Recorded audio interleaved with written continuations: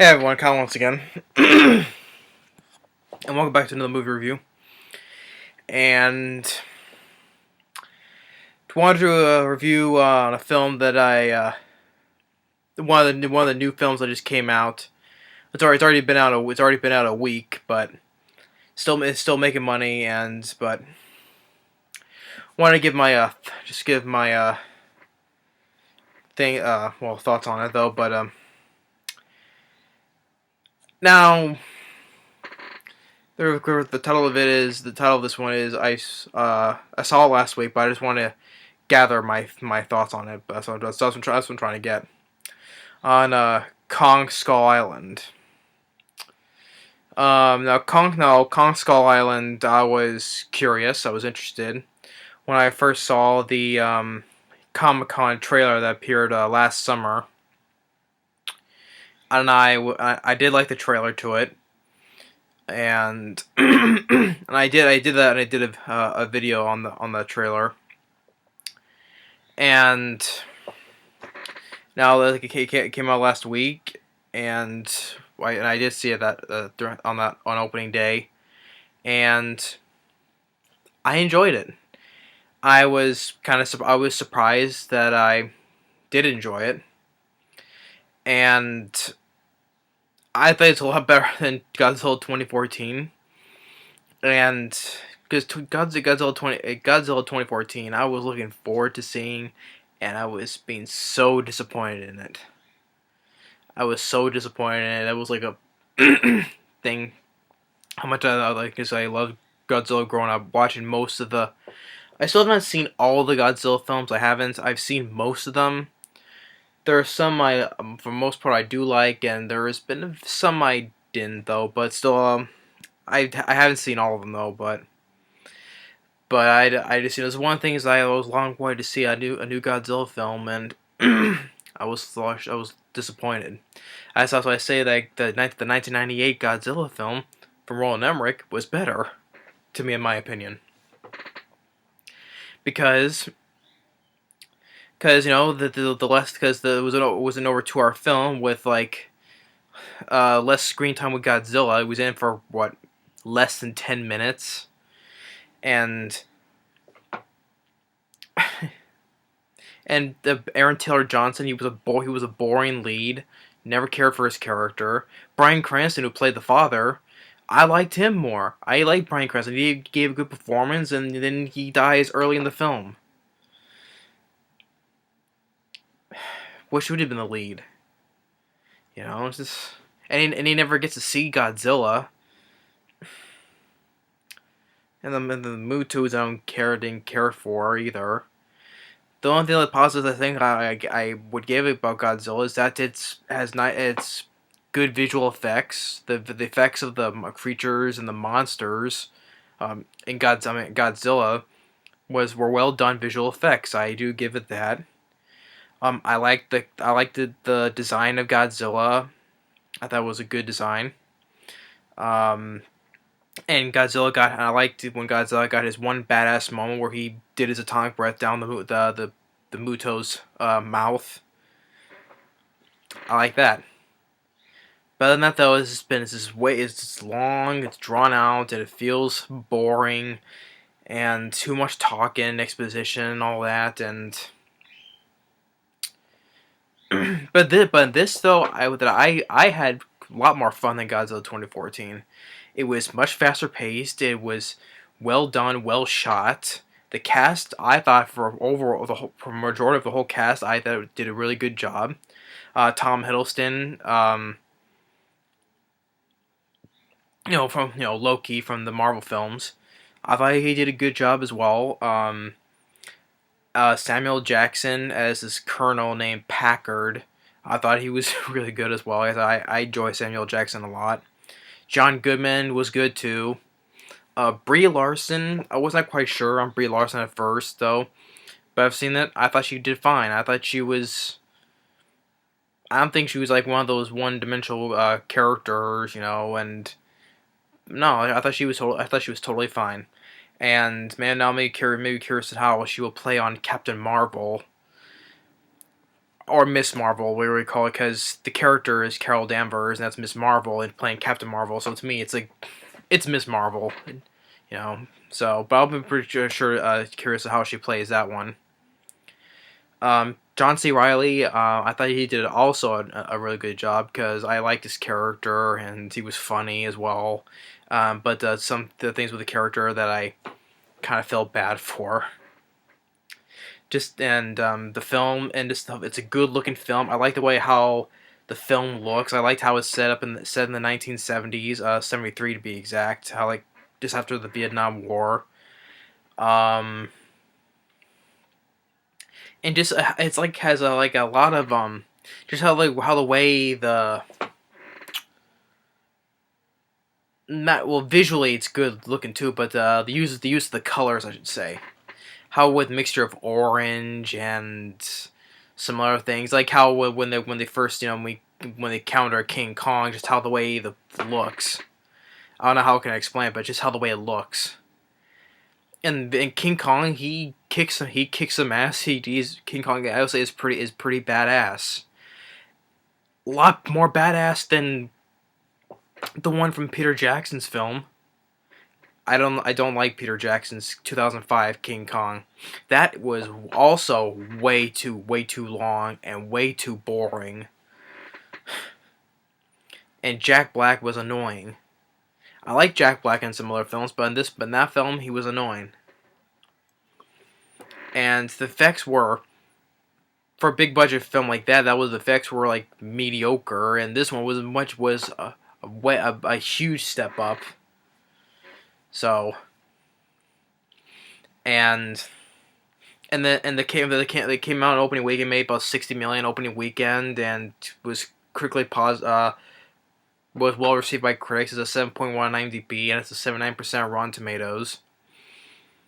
And that's why I just really enjoy it. It's like a really good monster film, and like how it opens up, because it opens up with John C. Reilly's character when he was younger, that he was during World War II and he crashed down, and so went to one Japanese soldier, and he chased towards the cliff, and then where this when King Kong pops up, and how the film opens, like the opening credits where it goes to the guy's eye and goes right into the credits where it shows like the history up until 1973. I like that, and I like how it was like set up in 1973. It looks good, and John Goodman, he's like the head. He's like the head, one of the who works for Monarch. I think it was like the same people from the 2014 Godzilla film Monarch. And John Goodman, he's like telling one of the guys, I think it's Richard Jenkins in a small role, who wants him to set up this expedition to this island where taking photographs, satellite photographs were taken, and also just what really saddening. John Goodman, I was like, I noticed even from the photos, like he lost a lot of weight, and I was like, wow, he looks pretty good, I mean, it was because like it was say like in when in 10 Cloverfield Lane, another monster film he starred in, and I see him this, I'm like, wow, he got a lot thinner. I was like, he looks pretty good, I mean, that's why I thought, because that's why I just saw when in the trailer, the trailers for him, and it's like, wow, he really thinned out a bit. And I guess I like John Goodman, and I like him as an actor. I liked him in lots of films that he starred in. Good, really good actor. And I was like, oh wow, he lost like a lot of weight. Nice. But he wants to fund this expedition to go to this island, and which the guy Richard Jenkins says yes to, and he needs like a military escort there, and so he rounds up some people, like one of Tom Hiddleston, who's a tracker, British special forces. They go to some like this place, and he's playing pool, and he beats up these guys with a pool cue. And he would accept it if he gets paid more.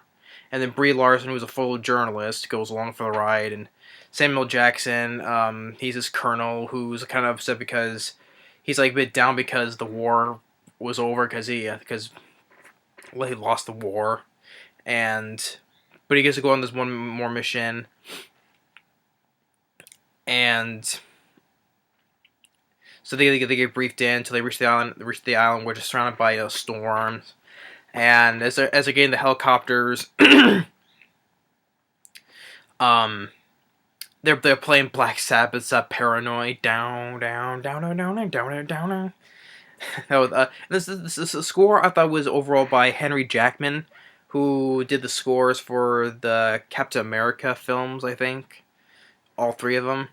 I like the score to the film, and the song choices for the soundtrack I liked, like "Paranoid," and then later on in the film, you hear Creedence Clearwater's "Bad Moon Rising," which I liked. I liked that they used that instead of usually that was in the trailer for one of them or one of the other trailers, and I like they put it into the film as well because I like that song "Bad Moon Rising." I see the bad moon rising. Down, down, down, down. So yeah, that was a nice little song. I'm glad they put that in there. But as they get through the storm, they drop in the bombs, like the seismic activity bombs, to map out the island. And then all of a sudden, for one helicopter, all of a sudden a tree just gets thrown right at the helicopter. And then King Kong is there, and King Kong, they know he's just defending his territory, and he's just destroying helicopters left and right. One in the trailer he goes like this, does a punch one, and then he grabs one and throws one, and just takes one, just smashes it. And then Samuel Jackson's chopper goes down, and like there's one guy strapped in the helicopter. Samuel Jackson tries to get him out, but then he gets that guy in the helicopter gets smashed by King Kong, and King Kong is just going all out ape shit, actually, generally speaking, on these helicopters. And it's like it's a really well done scene. I enjoy that scene. But then Tom Hiddleston, Brie Larson, and one group gets separated. Samuel Jackson with John Goodman, they're one group that's separated. And there's one soldier who's on his own as well. Which that guy I've seen in other films before. I remember him. He was in War Horse. He was one of the soldiers. War Horse. So John Goodman tells Samuel Jackson why is it really here. It was not some geography expedition. It's like he wants to tell the truth that monsters exist. Proof. and also speaking of what I forgot to mention, when John Goodman was speaking in the office, he was mentioning the 1954 nuclear bomb tests. The 1954 nuclear tests weren't tests; they were trying to kill something. And of course that's the nod to Godzilla as well, the original Godzilla, which I thought that was a nice touch. 1954 is when the original Godzilla film came out, so I like that. And also another nod that I forgot that as the whole expedition was about to leave into the storm, Samuel Jackson he says hold on to your butts. If anyone remembers that saying that Samuel Jackson said, "Hold on to your butts," and that was in Jurassic Park. That line I remember iconically from Samuel Jackson. I picked that up instantly. I was like, oh wow, he made a little nod to one of the lines he says in Jurassic Park. Hold on to your butts. That made me chuckle. How to put a smile on my face because I love Jurassic Park, and so I thought it was nice that they made a nod to that as well. But as Tom Hiddleston's group go, they see this like water buffalo, something that's like covered in algae or something like that. I don't know what it is, some kind of a buffalo type of thing or a yak, whatever. And as they keep on going along, and this one guy, Toby. No, actually, yeah, Toby. That's who I've seen in other films. Where I said he was in War Horse. Toby Kebbell. He's the guy who played Doctor Doom in the 2015 Fantastic Four film. That's what it was. I forgot about that. Yeah, he was. That's the guy who played Doctor Doom in the 2015 Fantastic Four film. He's the one who's on his own, and he's in where the lake is, and he sees King Kong, right? Because King Kong got cut up pretty bad by on his hand and arm by the helicopter propellers, the blades. So he's watching himself off, and then he gets attacked by this giant squid. But he managed to kill it because he rips his tentacle off and he starts eating it and drags it off so he can eat it later. Um, and then with John Goodman, Samuel Jackson, their group, and they're going through this little patch of jungle.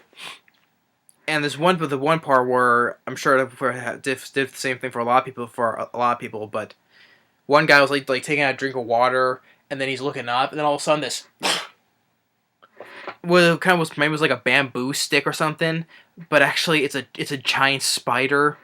It has like legs that look like bamboo sticks, and one of his legs is right through this, right through the guy's mouth, and I was like, as John Goodman turns, there the guys like that dead. It's like, and I was like, oh, I was like, oh shit, because I saw this in the theater, so I'm sitting there. I was like, oh, that was like, and I heard the audience made like the same reaction. It's like that was a really brutal scene right there. I like that. I like that. He was like get shut all the way down through the mouth and just like oh. So they kill it. They start chopping off the legs and they start shooting from the face. And they kill the spider. And then with Tom Hiddleston, Brie Larson, they meet up with they go to the tribe that lives there, and John C. Reilly is there because he's been there since over almost 30 years. So he's been living with them, and he knows about King Kong and how this island is. Tells him about King Kong. He's a good king, protects him, and tells him about the things that are living beneath them, the skull crawlers, and how he was out, and also how King Kong was defending his territory because the bombs set up. And I was like, you don't go into somebody's house unless you're picking a fight. And tells him that these skull crawlers have been living beneath them. They're the ones that killed King Kong's parents, and he's the last of his kind. So, and with they wanted to fix, so they fix up which they brought his plane, so they fixed up into a boat, and that's when they're playing Bad Moon Rising. And they do manage to fix it up, and this one guy gets carried away all of a sudden by these dinosaur-like birds, like a blades on the beak, and as they're carrying off, one just cuts off his arm as they're carrying him off. But they're getting on the boat, and they signal them to know where they're at, and back with the one guy, Toby Kebbell, who played Doctor Doom. He's still on his own. He sees like this. He's sitting with things a log, which because he has a journal because he has a son back home, and he sees like this big insect that's disguised as a log. But then he turns this way, and all of a sudden a skull crawler attacks him and then eats him. And he cuts away to a blood splatter on the radio or walkie-talkie or whatever. It's like, oh wow, that's an actual blood splatter. I haven't seen that. Well, actually no, I haven't. It's in Jurassic World. When Vincent D'Onofrio's character gets attacked by the raptor, and then it cuts away to an actual blood splatter on the glass wall there. So yeah, it's actually but you ever rarely see an actual nowadays an actual practical blood splatter on the wall or whatever. Usually, because nowadays they just use CGI blood. So I'm glad I saw that because you ever rarely see that nowadays, unless you're doing a low budget slasher or monster film. But for a big budget monster film like this, you ever rarely see that. Saw that in Jurassic World, and then you saw it in this film. And then they meet up within the group. The two groups meet up because they want to look for the guy who just got killed. They go to the bone graveyard of Kong's parents. They're big skeletons, and I like the way how it's set up, how it actually looks, and it's well shot and good production designs. And then John Goodman's taking pictures, and then he goes, shit, and then he gets eaten. But then the camera, he still has the camera, so it's flashing from the inside of the beast to see where it's at. Through the fog, you see the flash of the camera, and the thing also cuffs up the guy's the guy Toby Kebbell cuffs up his skull with the dog tag to say that's the same guy. A bloodied skull, really. It's like, oh. That's what they call them, skull crawlers. And one guy is using a flamethrower, and he gets knocked back and gets blown up. One guy is using sitting on top of a triceratops skull using the machine gun, doesn't do anything. And one guy gets knocked back and has like this poisonous gas there. And Tom Hiddleston gets a gas mask to save the guy, and he has because John C. Reilly had a katana sword that was from the Japanese guy. That was from the beginning. Apparently, they both lived there until was killed by the skull crawler. So he took that sword with him, and of course, they were saying he was like doing this. And John C. Reilly I like because before I get that, because he's been on the island for so long, because he has a wife that she thinks is dead, and his wife was pregnant at the time. So he's been on the island for so many years. He never knew. So he never knows his child or not. So and I like the good moment words is that if I don't make it, I'd like to see them one last time. And that's what made me feel bad for John C. Reilly, because he's been on the island alone for years, almost 30 years, and he doesn't know probably his wife thinks he's dead, and he never knew his child. So that made me kind of give me a little bit of sympathy for the character. And John C. Reilly, not only he did a good job, he also had funny at times. He's telling the soldiers, "Hey, like how it was in the trailer, you're all gonna die. You shouldn't have come." So. But getting back to, he had the sword with him, so Tom Hiddleston had got the sword, and he's hacking up, slashing these those bird monsters to save this one guy.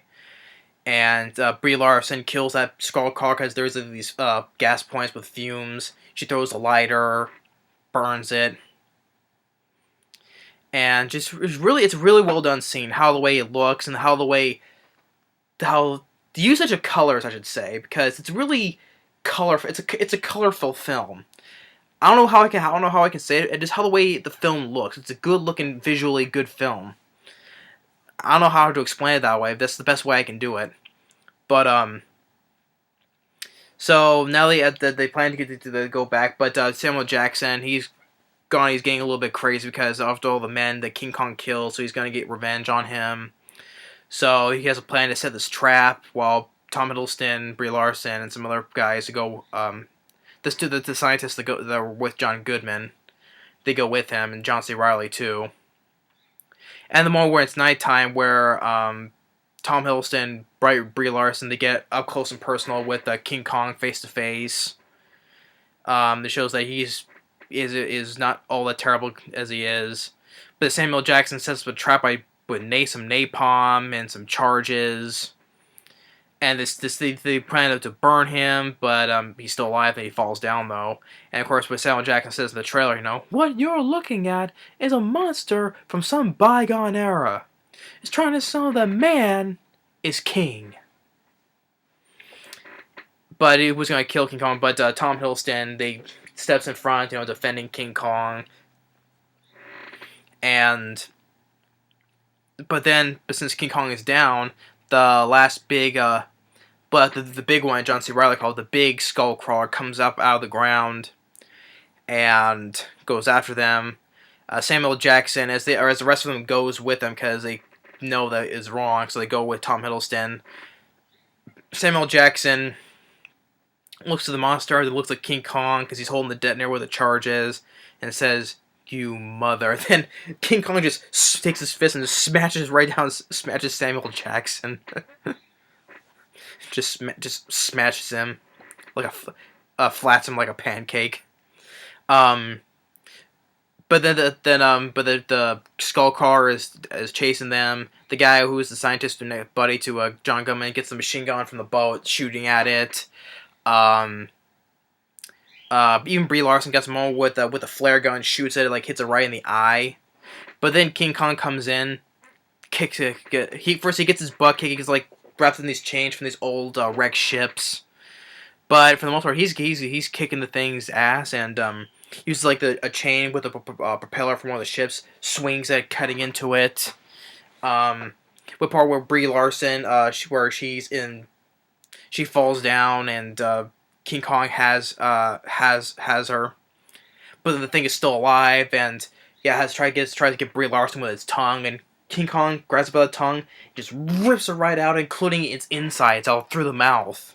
It's like, oh, you know, this King Kong is so badass. This Kong is so badass. Just goes and rips her right, not only the tongue but the intestines in, it's out, and puts her down. Then he walks away. Um, just when the rest of the crew, like Tom Hiddleston, Brie Larson, the two scientists, John C. Reilly, and some other soldiers that got saved as well.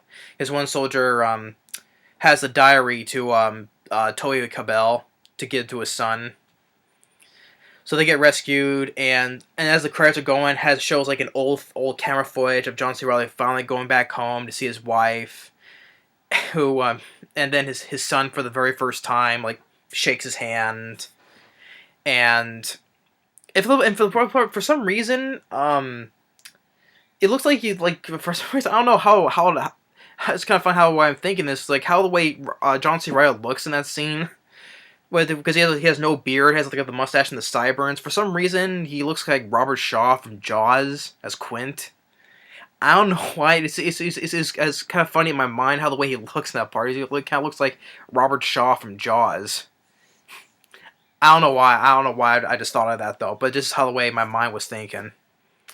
But anyway, and also one part that was another funny thing is because he was always explaining that he wants to watch a Cubs game and have a beer and a hot dog, and he's sitting on the couch watching the Cubs game, having a beer and a hot dog. This is why I like John. I like John C. Reilly's character. He was sympathetic, and also some funny moments with him, and how he was able to do what he wanted, what is he told. So, and then of course at the end credits, when Tom Hiddleston and Brie Larson are being interrogated, the guy who's the assistant. I want to get the guy who's assistant to the guy who was John. Brooks. I think that's the guy's name. Corey Hawkins. Brooks. He comes in with what tells him there's photographs of the King Kong. He's not the only monster in the world. There's other islands, and it shows him that the footage. And this made me smile because it's in general because of Godzilla. Because they showed the cave drawings of Godzilla, and then Mothra, and Rodan, and then King Ghidorah, and it shows another one where Godzilla's fighting King Ghidorah, and then when it cuts to black, you hear Godzilla's roar. They're making a universe now with this one with Godzilla 2014. But the thing also with Godzilla just made me smile and hearing the roar. Which I do like the roar to Godzilla in 2014. That's, I don't know, but I do like that though. But putting Godzilla 2014 aside, just in this, I like how it was saying all the nod to the monsters of Godzilla. Just made me smile because in general, because I love Godzilla. So I just hope they do better with Godzilla 2. I just hope they do better with that because Gareth Edwards, he's not going to come back though. It's Michael Dougherty who's chosen to be the director for the sequel to Godzilla. Which I think is kind of interesting because Michael Dougherty, he was not only help writer with Bryan Singer on X-Men and Superman Returns and all that, and he directed Trick or Treat, which I enjoy. Krampus, interesting concept about Krampus. Overall, just don't care for though, sadly though, but the guy knows how to direct with practical effects, so in Krampus. I like the practical effects in the film in Krampus, with the creatures, the toy creatures, and stuff like that. So, maybe with this director, maybe we'll get some practical stuff with the sequel to Godzilla. I probably won't, because I'm just thinking, because with this guy, he knows how to direct some good practical effects, so maybe we'll see some of that in the sequel, though, but maybe won't, though, but I'm just thinking, though. And of course, in 2020, they want to bring Godzilla versus King Kong. So, and also another thing though, weird thing that originally in this film, Michael Keaton, he was supposed to star in this film. I forget what happened though, but because I like Michael Keaton, maybe I'll be interested to see how he would have been in this film as well. And I think that's when he was replaced by Tom Hiddleston. I think he was supposed to be the lead, and Tom Hiddleston took his place. I don't know why. I don't know why, but I would like to see Michael Keaton in this. Him in a King Kong film. And the director did a really good job with the film. I think looking up, he directed this one independent film called Kings of Summer. I have not seen the film, so I've heard the name, but I've never saw it. I think it's supposed to came out like a couple of years ago. I think he did the Jordan Vogt-Roberts. I think he did a really good job with this film. So yeah, I really do enjoy Kong Skull Island. It's without a doubt going to be one of the favorite films of 2017 for me already. It is already one of my favorites of the year. I just really enjoyed this. I had a lot of fun with this film. I liked the King Kong. He was very badass in some of the action scenes with a spider, with that oh shit moment with the spider leg through the guy's mouth. Sadly though, John Goodman got eaten. Sadly, part of me wished he didn't because I like John Goodman. And some fun. It's fun action with the creatures, and the visual effects of the creatures were good. I thought that the skull crawlers here are much better monsters than the Mutos in the Godzilla movie, 2014.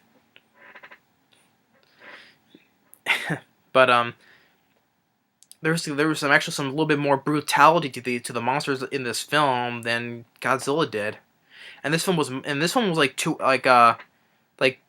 hours, and this was moved at a much faster pace than Godzilla 2014 did. And the characters I liked more than this film, except for Bryan Cranston. But well, I just hope they do the sequel to Godzilla much better though. And if they do with Rodan, King Ghidorah, and Mothra, how are we going to fit those in? Were they going to stuff them all in all at once? Try to build up for, I don't know, like for King Kong versus Godzilla? Or I don't know. But I'll have to wait. We'll have to wait on that though. But this is a hell of a lot better than Peter Jackson's King Kong. I got more fun out of this than way out of that. His version was just boring. It's just way too long. Characters, for the most part, I don't care about. And King Kong, I don't know about that one, about the King Kong. I know at one point, it was just the same thing with the 30s film and the 70s film, him falling in love with this one woman and dies protecting her. They didn't do the same thing in this film, thank goodness. And I know there was one point where in Peter Jackson's King Kong, like after when he's in the city, I think it was Naomi Watts that was in the film. I forget. I think it was Naomi Watts. She's with King Kong and they're on the ice. I didn't get that. I think it was kind of stupid actually. But this King Kong, he does not mess around. He's fighting all these creatures. He's acting all badass and just does more of that and has more screen time than Godzilla did or anything in Peter Jackson's King Kong. So I remember when I saw King Kong all the way back in 2005. It was backed up with during the old Winchester Century theaters. I saw it with my brother, my mother, and one of my cousins. And back then, I didn't think nothing of it because I was not all movie maniac like I am now, though. But I remember the film being very long and very boring. I mean, it was that long. It was like this. I was almost like falling asleep during that. It was that in 2005. 12 years. God, it's been 12 years since Peter Jackson's King Kong came out. 2005, 2017. God, it's just been that long. So, but anyway, for this film, I like the cast. They all did a good job. The characters I enjoyed as well, especially with John C. Reilly's character, and yeah, mainly for him. But I guess he was one I felt more sympathetic to. The directing by the director, the score I enjoyed, some of the songs and the soundtrack I enjoyed. How the way the opening credits is set up, how the way the film looks is a good look film. I like how it's set up in the 1970s as the Vietnam War. I like that, and premise, visual effects are spot on. Some good, like I said, some good oh shit moments that made me curious, especially the spider scene. Look at King Kong, which my brother says, that 2014 Godzilla beat the shit out of this King Kong because Godzilla is way bigger than this King Kong here. She'll beat the shit out of him. So, and what else do I like about the film? So this is a film I'd probably say I basically have no problems with. I thought it was a very well made film, and I'm glad I'm glad I saw it, and I'm glad I wasn't disappointed like I thought I was, because like I said when on the Comic-Con trailer, hopefully it doesn't disappoint me, and it didn't. I enjoyed it, so I do give an applause for that. I do give it definitely a 2 thumbs up on Kong Skull Island. And if I were no, I never said it before, but if I were to give it a rating, I would give it a 4-star rating, just to be perfectly honest. But I hardly would do that. But this is how much I enjoyed it though. So yeah, Kong Skull Island, and it's out right now still. It's still making money. So if anyone has not seen the film right now, just don't watch my review. If anyone has not seen the film, because well, probably won't see it because they haven't seen the film and they want to watch my review, because I always give everything away. Was supposed to be the point, because I can hardly do a review without spoiling anything, so surely they won't watch it. But for those people who have seen it, then feel free to watch the film, my review all the way through then. But yeah, I enjoy Kong Skull Island. I'm really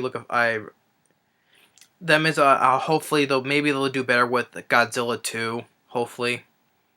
And King Kong vs. Godzilla, this is 2020, this is 3 years away. Can't believe we're close to reaching 2020. Just can't believe that time goes by very fast. So yeah, music, the pacing, fast pace, songs, cast, characters, visual effects, good looking movie, visually appealing, production values, everything I liked about the film. And King Kong was badass.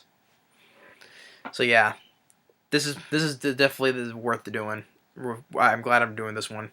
So yeah, that's my definitely very highly positive thoughts on Kong Skull Island. It does deserve the praise.